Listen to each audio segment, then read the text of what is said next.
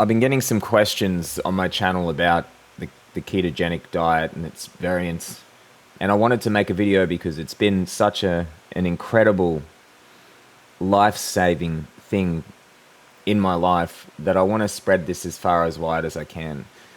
And I know this diet isn't intuitive. There's a lot of things. I've been doing this diet for maybe 5, 10 years on and off, experimenting with the different types of keto and fasting and everything. So I've learnt a lot. And it's not intuitive. The diet, in certain ways, is very magical, but it's not easy in terms of the way diets go. So sometimes you come up with certain issues that, for people who have never done it, there are simple answers that you can only really, you need to experience to go through it and discover it.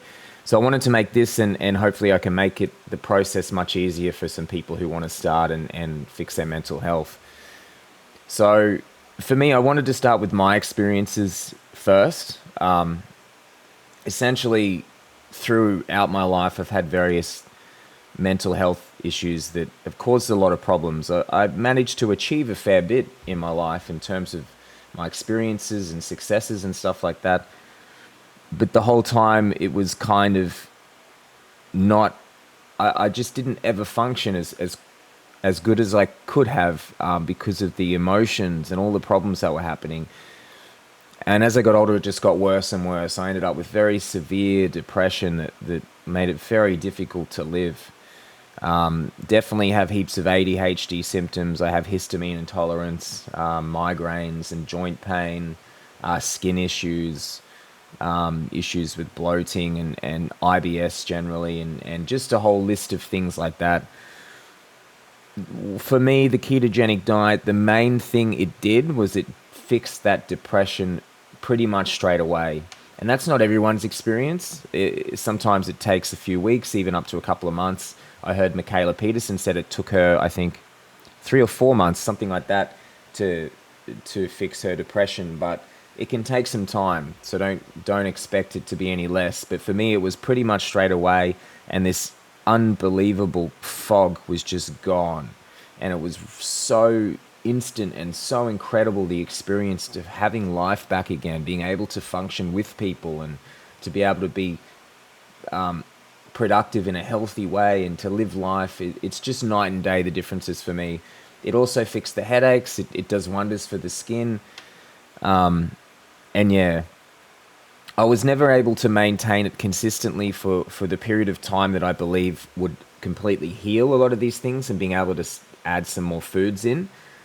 But I mean, my intention now is to do that, to stay in ketosis for 1 to 2 years and to see how much healing I can get out of this incredible thing.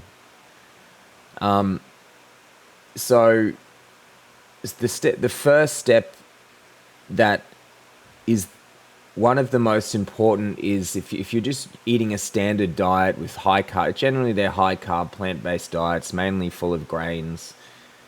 The first thing you need to do is get used to counting and lowering your carbs. So if you look at the back of packages, it will say net carbs. You generally have the gross carbs or the total carbs and the net carbs. The net carbs is the net carbohydrates is what we're interested in, because that's less the fibers which the body doesn't digest. So look on, every time you buy something, look on the package and look at the word net carbs. That's what we're counting. And be careful, because sometimes it's net carbs per container, the whole container. Sometimes it's net carbs per serving. So a serving might be 100 grams, 100 mils, and the whole container is 500 mils. So you got to times it by 5. It takes a bit of getting used to, but after a week or two of it, you just do it automatically. You can even do it in your head by looking at things. I don't buy things with packages anymore, but I used to. So if you don't care and you want to do a dirty keto type diet and still have packaged food, then get used to counting net carbs. And the first step is to get used to lowering your carbs. I would suggest about 100 grams per day. So when you count up all your food, if you get meat, weigh how much the meat is or figure out how much it weighs. And then Put it into your calculator. I think it's my Fitness Pal. There's a lot of free ones you can get on your phone, and you can even get specific keto ones. And just put in everything, the weight of it, and sometimes it gives you automatically certain apps. Sometimes you have to figure it out, but you figure out the weight. Meat will have no carbs in it, but if it's whatever else you're eating, vegetables and stuff, figure it out and make sure you're not exceeding 100 grams a day. So you do this for a couple of weeks, see how you feel. You might actually find improvements already. I would suggest to remove grains, all grains and sugars, processed sugars out of the diet. Just eat a simple diet of fruit, vegetables, and animal foods. Count all the net carbs, get used to that, bring it to about 100 grams. Do that for a couple of weeks. Then I want you to try bring it to 50 grams a day. This is where we're getting close to being in ketosis. Unless you're exercising a ton, 50 grams, you won't be there yet. But what you might notice is that at around that point, you might start feeling a lot better. You might not have to keep going into ketosis. It's worth a try though, because for me, if it's a world of difference between 50 grams and 0 grams of net carbs per day. 50 grams is better than anything else above that. But at 0, it's so much better. I didn't even know it until I tried it, Ryan. You think, oh, things are great. But you don't know what's better. So my nature is to keep pushing it.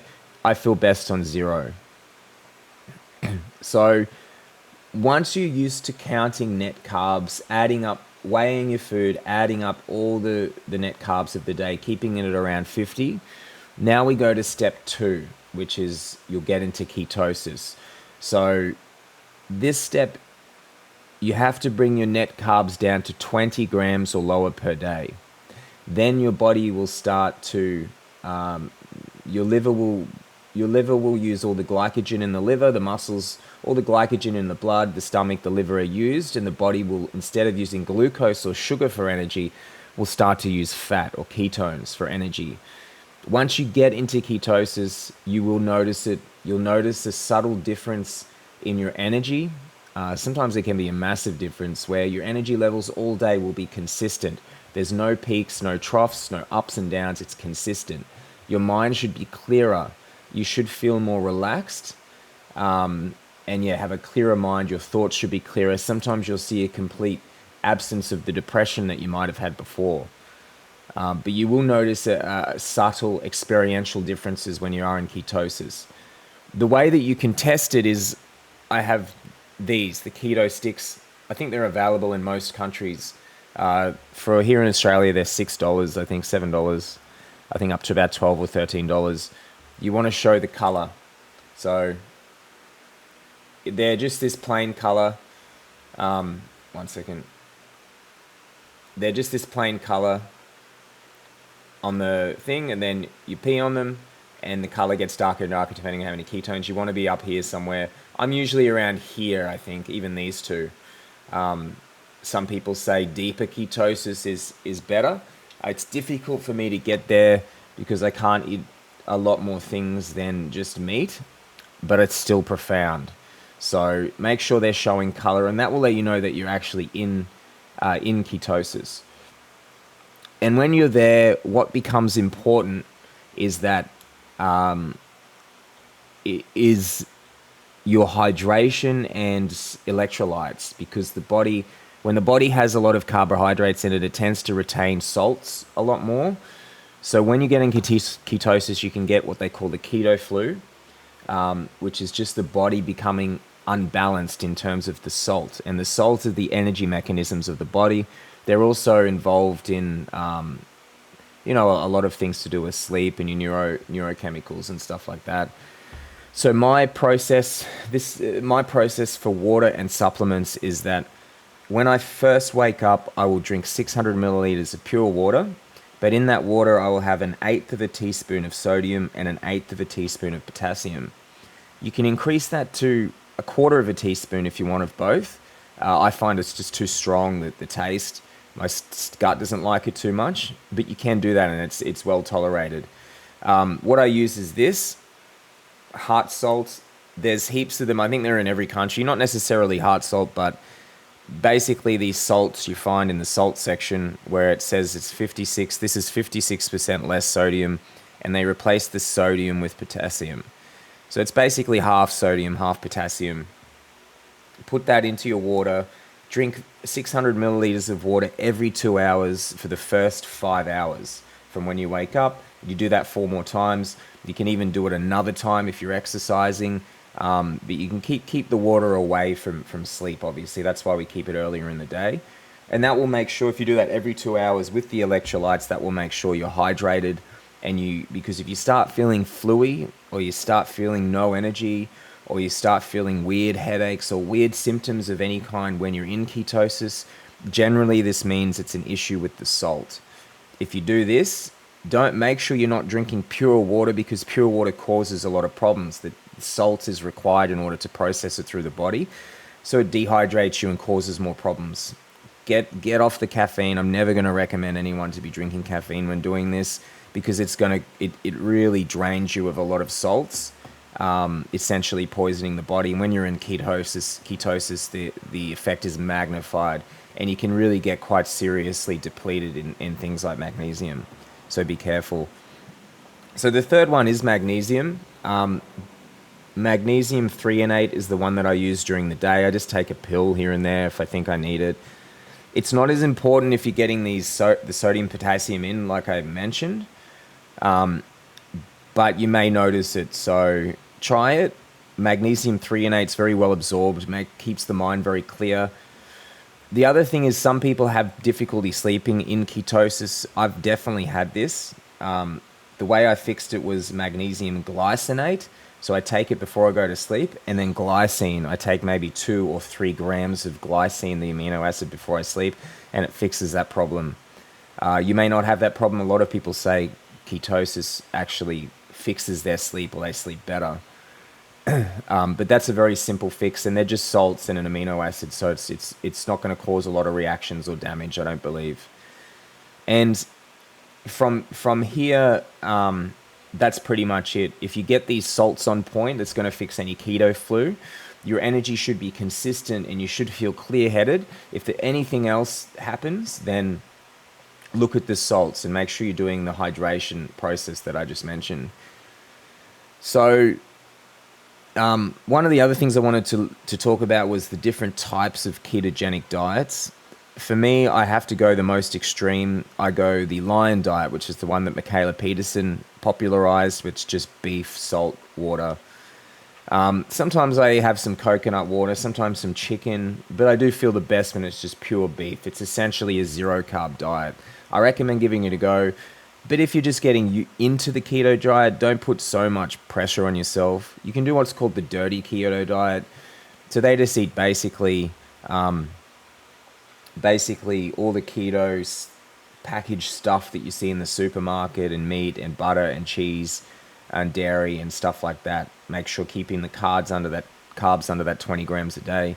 Something I really should mention is, as you start to move your carbohydrates to 20 grams or below, when you get into ketosis, the thing you have to get used to is increasing your fat, because the fat is your new energy. You have to replace what you used to eat in carbohydrates with fat. So what that means is eating fattier cuts of steak, putting fat on everything: coconut oil, avocado oil, olive oil. Eat salads with a ton of olive oil on it. Eat fatty fish. If you can handle dairy, be careful of dairy, but if you can handle it, you can eat butter. Increase the fats, because that's going to make you feel better. So if you're not feeling great, look at the salts and look at the fat. You might need to increase the fat. So the other thing, keto, there's the clean keto, which generally I would be on if I'm not on carnivore. So it's just green salads like cucumbers, lettuce, tomato, salt, avocado on that, with meat. Essentially is clean whole foods, and keeping it as clean and healthy as possible. You can try that. There's the South Beach diet, which, as far as I understand, is a high protein type ketogenic diet. I've tried these. I don't feel very good, because you're not getting the fat. It's sort of a low sugar, low fat, high protein diet. You will get ripped. You will lose a lot of weight very fast. But I don't believe it's sustainable, and it doesn't make you feel good. Your energy's not good, so I don't do that one. And the Atkins diet is meat and vegetables. It's a lower kind of fat one as well, but it's not too bad. It allows a fair bit of fat. But I mean, I would suggest start wherever you want. Just get used to having those carbs at 20 or below, and get used to increasing the fat. Because while your carbs are there per day, 20 below, you're going to need that fat, and you'll feel a lot better whilst keeping the salts, like I mentioned before.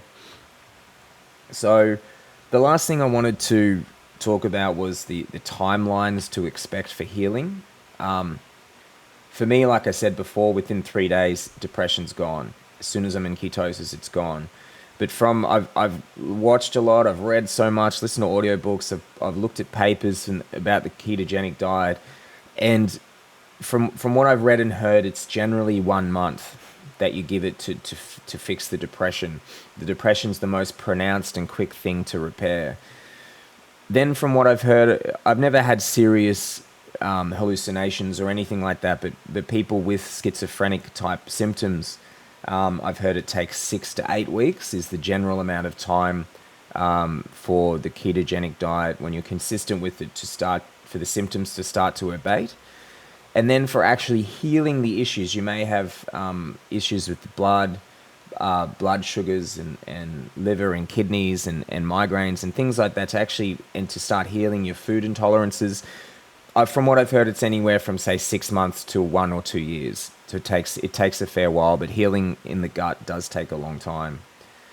I mean, I've read so much studies, and there's dozens of studies on the ketogenic diet and how it affects type 2 diabetes, and it's basically, it fixes it, right? There's tons of studies proving this. There's studies on how it's good for the kidneys and can help you with that. There's studies on the heart, how it reduces your chances of having a heart attack. It reduces all-cause mortality. There's dozens of studies on all these things. Dementia, dozens of studies for all these things. These are all related to mental health. There's a book that I read called Brain Energy, incredible book. And he's currently, the psychiatrist who wrote it is currently completing studies for the mental health aspects, the schizophrenia, the ADHD, the bipolar and depression and stuff like that. They haven't done a lot of them, but these are all related. And in my experience and from what I've heard from people, this diet can be magical. Just get these little points down pat, and it may change your life like it did mine. Thanks, guys.